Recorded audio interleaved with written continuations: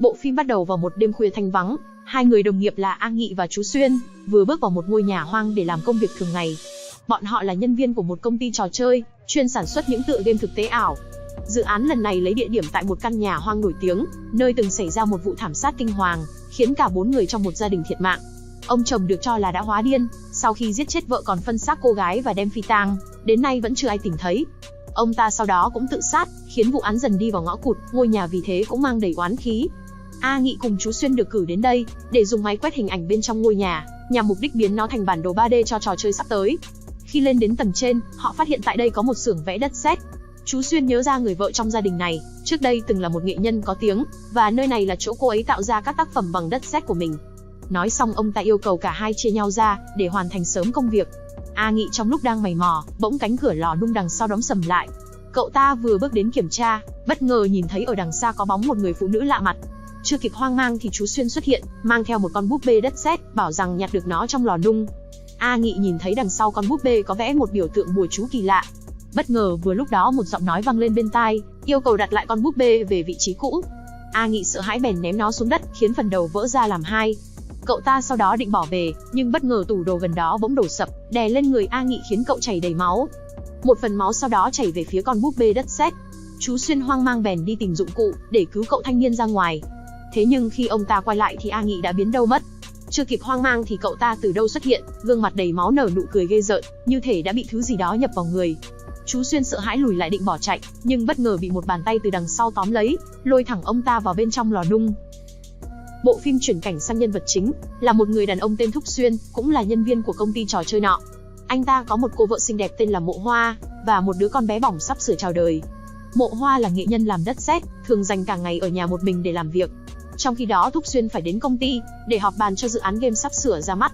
Ông sếp hôm đó tức giận khi A Nghị vẫn chưa có mặt, trong khi cậu ta nhận nhiệm vụ quan trọng. Vừa nói dứt lời thì A Nghị bỗng bước vào, gương mặt lờ đờ khác hẳn thường ngày. Ông sếp không quan tâm, lập tức mang đống hình ảnh mà cậu ta thu thập được vào phòng họp. Ngôi nhà hoang từng xảy ra vụ án giết 4 mạng người, trong khi xác cô vợ tên Lưu Hân vẫn chưa được tìm thấy. Ông sếp tin rằng nội dung hấp dẫn này sẽ giúp trò chơi thu hút rất nhiều khách hàng. Vừa nói dứt câu thì bất ngờ A Nghị xông đến trước cửa, liên tục la hét bảo mọi người mau chạy đi. Bọn họ còn chưa hiểu chuyện gì, bất ngờ cậu ta nôn trong miệng ra một dòng máu tươi, pha lẫn đất sét trông vô cùng kinh tởm. A Nghị sau đó được đưa đến bệnh viện điều trị. Vì không có nhiều người hỗ trợ, nên ông sếp nhờ Thúc Xuyên mang thùng đồ của cậu ta về nhà cất dùng một thời gian.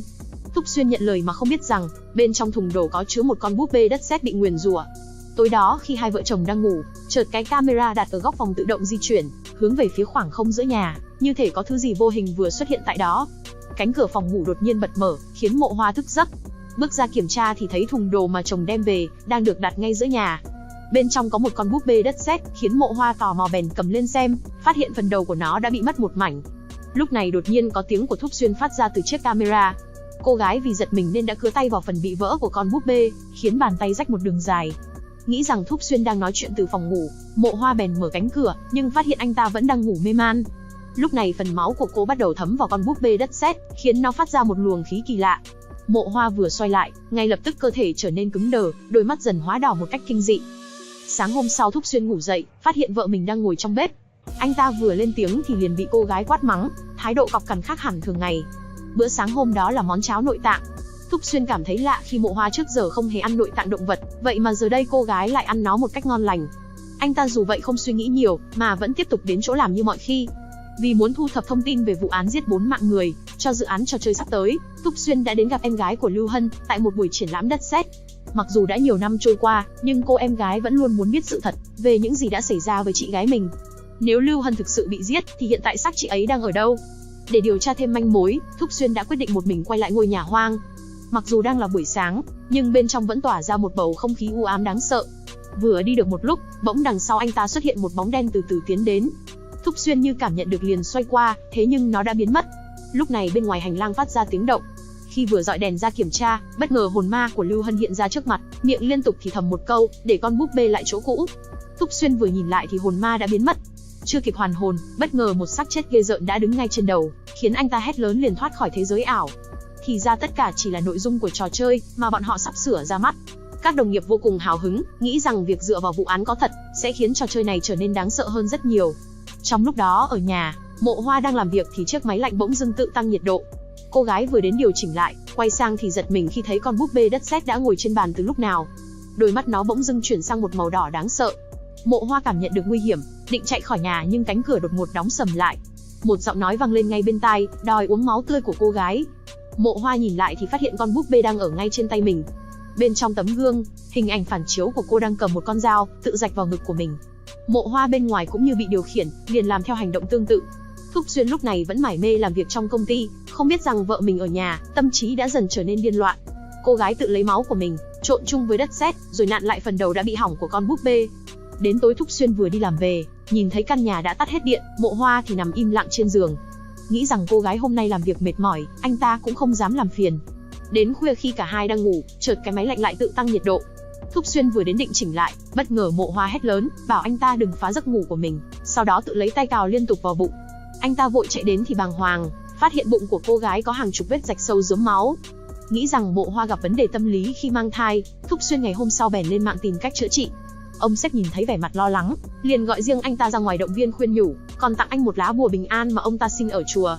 Trưa hôm đó, Thúc Xuyên xem lại đoạn video quay cảnh A Nghị cùng chú Xuyên, lúc bọn họ đang lấy hình ảnh tại ngôi nhà hoang. Anh ta phát hiện lúc A Nghị ném con búp bê xuống đất, đã làm lộ hình một lá bùa kỳ lạ đằng sau lưng của nó. Vừa lúc đó bỗng A Nghị gọi điện đến, liên tục van xin Thúc Xuyên hãy tìm người phong ấn con búp bê, nói xong thì liền cúp máy. Lo lắng có chuyện không lành, anh ta liền đi đến nhà của A Nghị, thì thấy cậu ta ngồi trong góc, tự tay khâu một bên mắt của mình lại. Nhìn thấy Thúc Xuyên, cậu thanh niên liền mở giọng kêu cứu. Thế nhưng lúc này ở nhà, Mộ Hoa đã mang ra một con búp bê, và dùng chính máu của mình tưới lên người nó, như thực hiện một nghi thức quái dị nào đó. Cô ta sau đó bẻ gãy một bên tay con búp bê, khiến A Nghị ngay lập tức cũng chịu vết thương giống hệt. Mộ Hoa tiếp tục tra tấn con búp bê, trong khi A Nghị vô cùng đau đớn chỉ biết đứng im chịu trận. Cậu ta cố gắng nói với Thúc Xuyên về con búp bê đất sét và lá bùa đằng sau lưng của nó. Thế nhưng chưa kịp hết câu, cái đầu cậu ta ngay lập tức đã bị vặn ngược ra sau. Thúc Xuyên chứng kiến cảnh tượng vô cùng bàng hoàng, bèn vội về công ty và xem lại đoạn video. Khi làm rõ bức ảnh, anh nhìn thấy biểu tượng lá bùa đằng sau lưng con búp bê. Thế nhưng do nó đã bị vỡ phần đầu, nên hình dáng lá bùa cũng không còn hoàn chỉnh. Tối đó, tranh thủ lúc Mộ Hoa đang ngủ, Thúc Xuyên bèn lén về nhà để kiểm tra con búp bê. Anh phát hiện trong phòng có một con búp bê khác nằm dưới sàn, tay chân bị bẻ gãy giống hệt những vết thương của A Nghị. Thúc Xuyên vội nhặt con búp bê đất sét định mang đi, nhưng vừa mở cửa thì Mộ Hoa đã đứng chờ sẵn, giật lấy con búp bê và bỏ đi. Nhìn thấy ánh mắt đỏ ngầu của vợ, khiến Thúc Xuyên biết chắc rằng cô ấy đã bị ám. Anh ta sau đó đến tìm một thầy Pháp, đưa ra lá bùa và nhờ ông ấy giúp giải trừ. Thế nhưng thầy Pháp bảo rằng, lá bùa này được viết bằng những ký tự đạo giáo cổ, có sức mạnh rất lớn nên ông ta không thể làm gì được. Thầy Pháp sau đó giới thiệu cho Thúc Xuyên một người khác, có thể đảm nhận được vụ này. Cậu ta tên là A Sinh, là giáo viên tại một trường đại học. Ngoài công việc giảng dạy, thì A Sinh còn là một pháp sư có năng lực bẩm sinh. Thúc Xuyên theo địa chỉ liền tìm đến tận nơi nhờ giúp đỡ. A Sinh ban đầu từ chối vì không muốn phiền phức, nhưng khi nhìn thấy hình ảnh lá bùa, cậu ta nhanh chóng đã thay đổi thái độ. Sau khi tìm hiểu trong các quyển sách cổ, A Sinh bảo rằng đây là loại bùa phong ấn.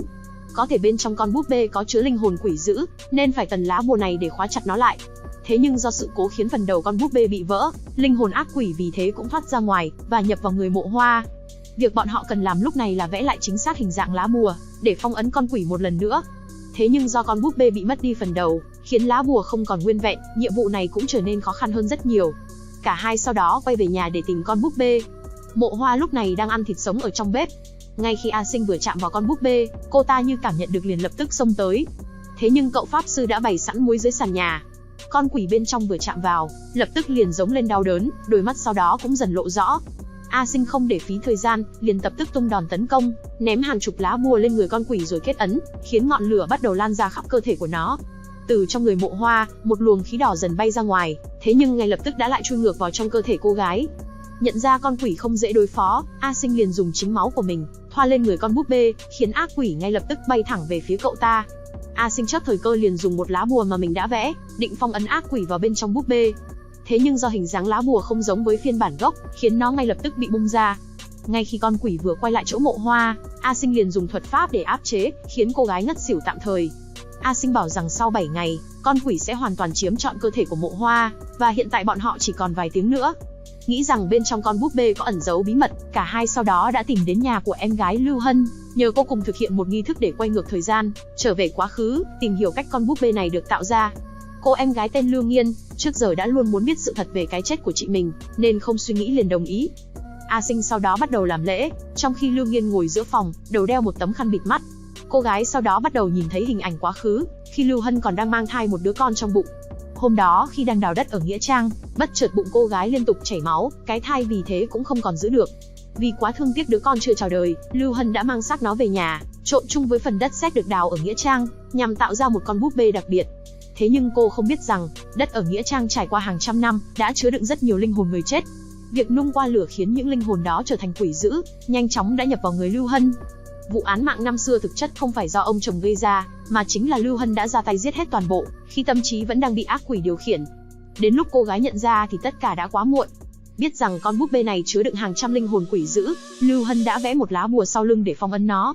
Cô sau đó mang con búp bê đem đi giấu, còn bản thân thì tự xây một căn hầm bí mật nằm trong lò nung, nhốt mình trong đó để kết thúc tất cả. Sau khi biết được sự thật, A Sinh cùng Thúc Xuyên lập tức lái xe đến chỗ ngôi nhà hoang, mục đích tìm ra xác của Lưu Hân, nhằm phong ấn linh hồn ác quỷ vào trong cơ thể cô ta. Sau khi đến nơi, A Sinh quyết định sẽ một mình vào bên trong để tìm cái xác, còn đưa sợi dây chuyền trên cổ cho Thúc Xuyên làm vật bảo hộ, yêu cầu anh ấy ở ngoài xe trông chừng vợ. Thế nhưng Thúc Xuyên bỗng nghĩ ra một kế hoạch táo bạo. Nhờ vào máy chơi game thực tế ảo, anh ta ngồi bên ngoài cũng có thể tiếp cận được ngôi nhà. Bọn họ chia ra hai hướng, A Sinh tìm kiếm xác của Lưu Hân, trong khi Thúc Xuyên ở trong game sẽ tìm mảnh bị vỡ của con búp bê, nhằm ghép lại hoàn chỉnh hình dạng lá bùa. Sau một lúc tìm kiếm căng thẳng, A Sinh cuối cùng đã tìm thấy cái xác của Lưu Hân bên trong lò nung. Cùng lúc đó Thúc Xuyên cũng thành công ghép lại mảnh vỡ của con búp bê, khôi phục hoàn toàn hình dạng của lá bùa. Thế nhưng trong lúc anh ta đang mày mò vẽ lại nó trên giấy, Mộ Hoa nằm ở ghế sau bất ngờ tỉnh dậy. Thúc Xuyên như cảm nhận được gì đó bèn vội xoay qua, nhưng phát hiện cô gái đã biến đâu mất. Anh ta vội chạy đến chỗ A Sinh để báo lại tình hình. Nhưng vừa lúc đó cánh cửa lò nung bất ngờ đóng sầm lại, nhốt cậu ấy bên trong. Lửa trong lò bắt đầu bùng lên dữ dội. Thúc Xuyên định tìm gì đó mở cửa thì Mộ Hoa bỗng từ đằng sau xông đến, đâm một nhát vào bụng anh ta. Cô gái lúc này đã hoàn toàn bị ác quỷ chiếm hữu. Trong lúc nguy cấp, Thúc Xuyên mang ra sợi dây chuyền của A Sinh đưa lúc nãy. Nó như có sức mạnh thần thánh, khiến con quỷ ngay lập tức bị hất văng, A Sinh nhờ đó cũng thoát được ra ngoài. Thúc Xuyên đưa cậu ta bức vẽ hình lá bùa, sau đó vội chạy đến bên cạnh vợ. Mộ Hoa lúc này đã lấy lại được tâm trí, cơ thể vô cùng đau đớn muốn bỏ cuộc. Thúc Xuyên cố động viên an ủi, còn nhắc đến đứa con trong bụng chưa chào đời của bọn họ. Lúc này A Sinh bắt đầu thực hiện nghi thức một lần nữa. Vừa nhỏ vài giọt máu của mình vào con búp bê, linh hồn ác quỷ ngay lập tức bay ra khỏi người Mộ Hoa và lao đến chỗ cậu ta. A Sinh nhanh chóng dùng lá bùa vừa vẽ, phong ấn nó vào cái xác của Lưu Hân. Thế nhưng sự việc bất ngờ đã xảy ra, con quỷ sau khi uống quá nhiều máu, sức mạnh đã trở nên quá lớn, khiến cái xác không thể giữ được mà ngay lập tức bể nát. Lúc này cái thai trong bụng Mộ Hoa bỗng dưng ngọ nguậy dữ dội. Nhận ra con quỷ đang muốn tái sinh thông qua đứa con của bọn họ, A Sinh định sẽ hy sinh, phong ấn nó vào bên trong đứa trẻ để kết thúc tất cả. Thúc Xuyên liền chạy đến ngăn cản, không muốn con của mình phải trở thành vật hiến tế. Sau khi suy nghĩ, anh ta quyết định bản thân sẽ chết thay cho đứa con. Nói xong Thúc Xuyên liền tự dùng máu của mình nhỏ vào con búp bê, khiến ác quỷ ngay lập tức lao vào người anh ta. A Sinh cầm lá bùa định lao đến phong ấn, nhưng bất ngờ con quỷ liền đẩy văng cậu ta ra xa. Nó lúc này đã chiếm trọn cơ thể của Thúc Xuyên, liền cầm dao bước đến chỗ Mộ Hoa, định nhập vào đứa con trong bụng cô gái để tái sinh. Mộ Hoa hét lớn gọi tên chồng, muốn anh ấy nhớ lại bản thân trước đây, cùng những lời hứa đã từng hứa với cô. Thúc Xuyên như nghe được những lời của cô gái, tâm trí bỗng chốc quay trở về. Anh ta lấy chút sức lực cuối cùng, dùng dao tự đâm vào mắt của mình. A Sinh chớp cơ hội liền đập thẳng lá bùa vào lưng Thúc Xuyên, ngay lập tức phong ấn con quỷ vĩnh viễn vào trong cơ thể anh ấy. Mặc dù lời nguyền cuối cùng đã chấm dứt, thế nhưng Mộ Hoa vô cùng đau lòng khi chứng kiến người mình yêu thương lúc này chỉ còn là cái xác không hồn. Cuối phim vào vài tháng sau đó, Mộ Hoa đã quay lại cuộc sống bình thường. Cô cũng sinh được một đứa bé kháu khỉnh, mỗi ngày đều dành thời gian bên cạnh, kể cho nó nghe những câu chuyện về Thúc Xuyên. Vào một hôm Mộ Hoa nhận được một kiện hàng từ công ty trò chơi của chồng. Bên trong là một trò chơi đặc biệt, khiến cô không thể tin vào mắt mình khi nhìn thấy Thúc Xuyên ngay trước mặt.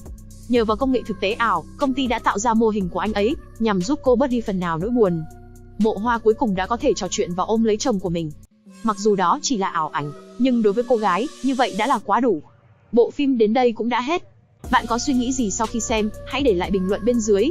Đừng quên nhấn like, đăng ký kênh để không bỏ lỡ những bộ phim hấp dẫn sắp tới. Xin cảm ơn và chào tạm biệt.